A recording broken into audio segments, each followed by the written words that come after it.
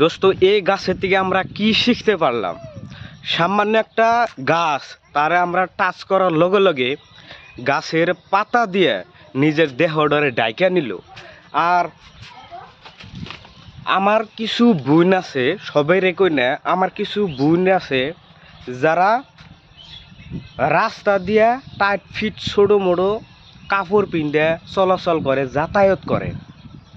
তাদের জন্য এই ভিডিওটা বানানোর উদ্দেশ্য।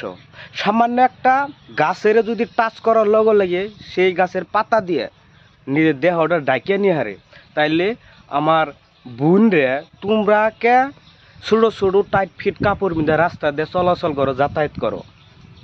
তারপরে ছোটো ছোটো কাপড় পিন্ধে তো চলাচল করো, তারপরেও রাস্তাতে গেতে গেলে যদি কোনো ছেঁড়া পোলাহানি শৈলে অল্প গ্যাসা দিয়াও যায়, তাও তোমরা কিছু না কে আরও আইসা দাও।